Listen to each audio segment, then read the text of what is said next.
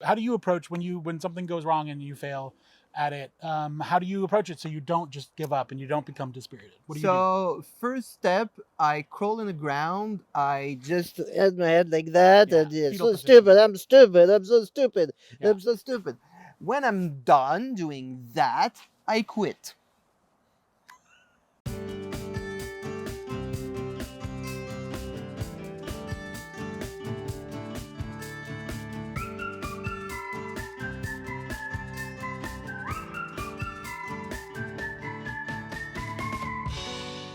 Welcome to our final episode of the season two. This season was pretty exciting and at the same time a little bit hard and some frustration here and there. We did so many things, so many projects this year. Some went well and some not as much. We built a rainwater collection system. We built a terrace garden in a corner of our garden. We completely reworked our front yard, dug up a bunch of concrete, and planted a Three Sisters zone up there. We built cages for our wicking beds. Also, other projects that we didn't show you yet because we're planning to show you that next year. Or Uh, because some of those projects are just like personal things, and we deserve to have rich personal inner lives that we don't share on a YouTube channel. So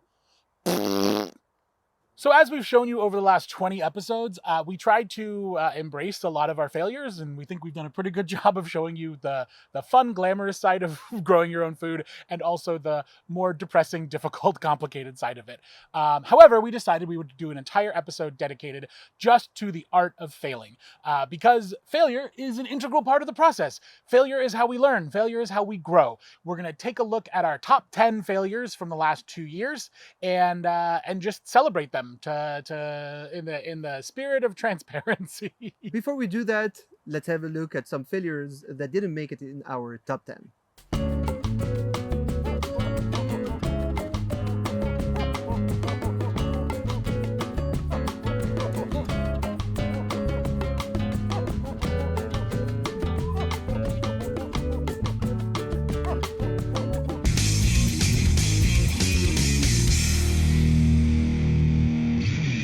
So one of our goals for the last couple of years has been to try to attract more bees, pollinators, and other beneficials to our garden. So last year, we started working on an insect hotel, sometimes known as a bee box. And what it essentially is a box with a lot of little compartments to try to attract different types of good beneficial bugs to your garden, including bees. They're super cute. You can see them all over the internet. They're on Instagram. People sell them on Etsy. They're very trendy right now. So last year, we started actually making an episode about us building the bee box. And about halfway through building it, we had a frame constructed.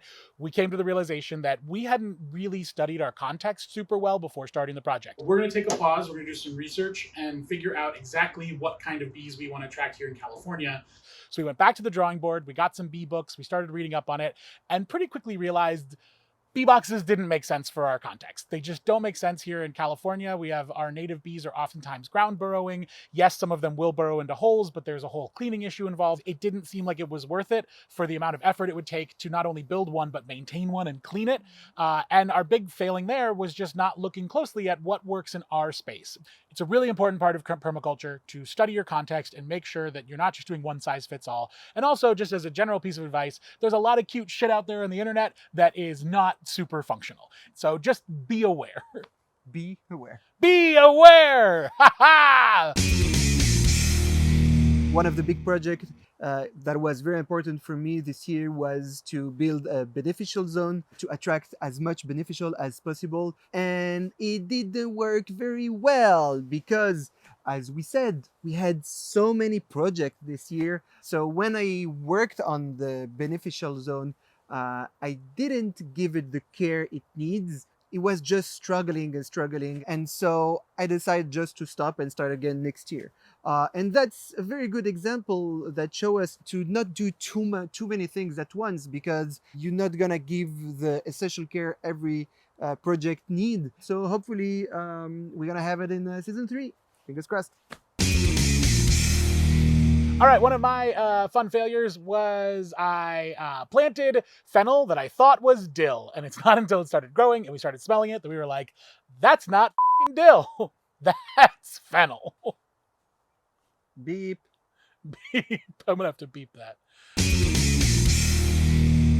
Another big, huge mistake I made is killing half of my worms in a worm factory. Comfrey is super tasty and worms loves it. Comfrey is known as a compost activator, which means it can make the compost become very hot. Unfortunately, in the worm factory, there is nowhere to escape. I confidently put the comfrey there and I came back after a few days and I find that it was burning inside the worm factory, that the worm were like trying to escape from everywhere. It was like a triangle shirtwaist factory fire. Those poor worms jumping out of windows.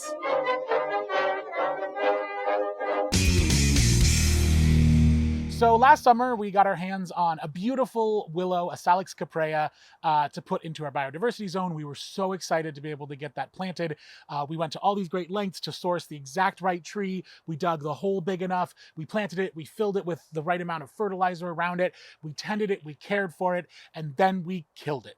We murdered this poor, sweet tree that did not deserve to die. Basically, our big mistake there was we didn't water it enough. We were not providing enough water for a new tree. Trees, once they've established themselves, are very good at finding groundwater. This was a new tree. He needed a lot more water. And unfortunately, we left town for a few weeks, didn't notice how sick he was. By the time we came home, it was too late. So that was our big mistake, was not learning more about tree care before we decided to plant a tree. We have since studied up on it. We are now much more aware of trees' needs, and we have recently replanted a fig tree in that same location that we are doing much better job of monitoring his soil moisture levels and making sure that he stays nice and moist so that he doesn't die. Don't die! Don't die! So a few days ago, I was working here and I forgot to close the gate. And the next day I came here and I find the garden totally destroyed. Drama queen. No, but more seriously, we found a lot of damage here. I thought it was raccoon, but it wasn't a raccoon at night. It was the dog during the day.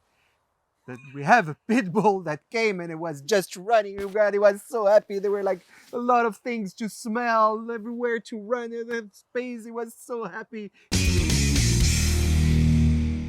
So we already talked about this one during season 1, but probably one of our first major failures as gardeners was during the first season when we planted a bunch of seedlings in our greenhouses and then promptly killed about half of them. Big mistake. Whoops. If you're interested in learning more about that, you can check out the episode where we talk a little bit about what happened that season and how we fixed those problems later.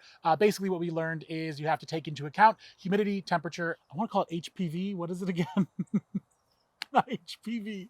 What is it in the greenhouse when it's VPD, vapor pressure deficit? And that VPD is really important. And it turned out when we put too much humidity in there and it was too cold, it just provided the perfect environment for roots to rot and for germs to run wild. So now we know.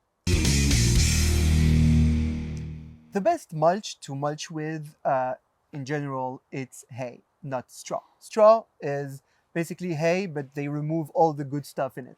But from the good stuff in it, there's also seeds. And we all know that you avoid to put seeds on your bed or you're gonna have a lot of weed that you have to remove, etc.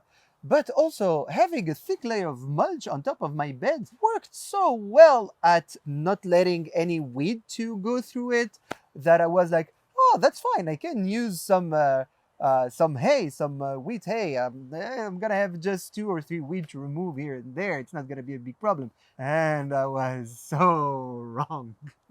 Oh my God. A wheat, when it sprouts, the seedlings looks like a needle that goes out and emerge very easily from the mulch. So I find myself every day removing a ton of wheat seedlings. A ton of them. So one of the big mistakes we made in our garden had nothing to do with our garden at all. In fact, had to do with this YouTube channel. For season 2, we wanted to really increase the quality of the work we do, and we knew our sound wasn't really great. So we bought a boom mic online. A boom mic helps to provide more focused sound. It blocks wind. And the problem was if there was loud sound behind the camera, it was actually amplifying that sound, and it would randomly leave like little clicks and little audio dropouts. The tea bracket here into our water tanks. So that was really freaking annoying. So the solution for that was we actually invested in these bad boys. These are like the little lapel mics. You've probably seen them on us for the last 5 or 6 episodes.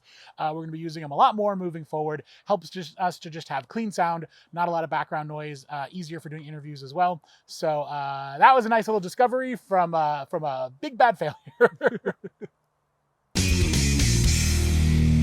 What happened is there is a part of the garden where they're tubing and I had to fix a leaking there. And so I went, cut and seal the tubing, I thought in the right place, but it ended to be not in the right place. So what happened at the end is I was overwatering a spot where there's nothing growing, just dirt, and not watering at all a spot where we have a lot of vegetable that were growing there for 3 weeks.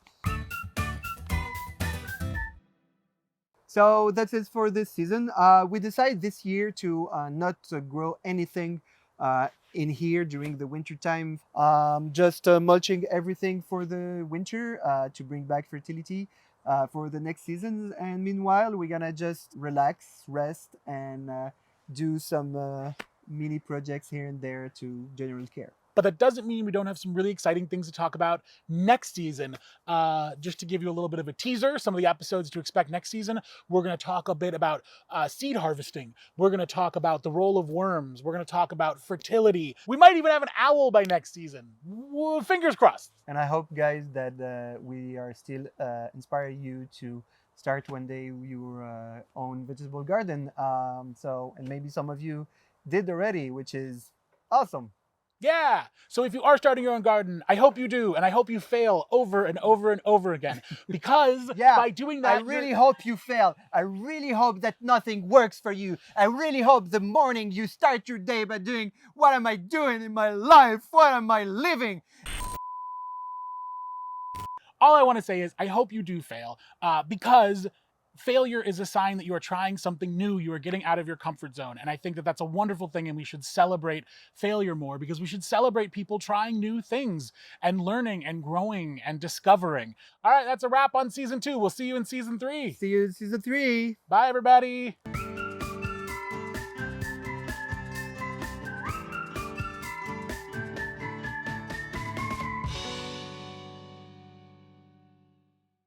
We are exhausted. So tired. We are exhausted. Literally. Not just the garden, but the YouTube channel as well. It's a lot of work. You people are exhausting us.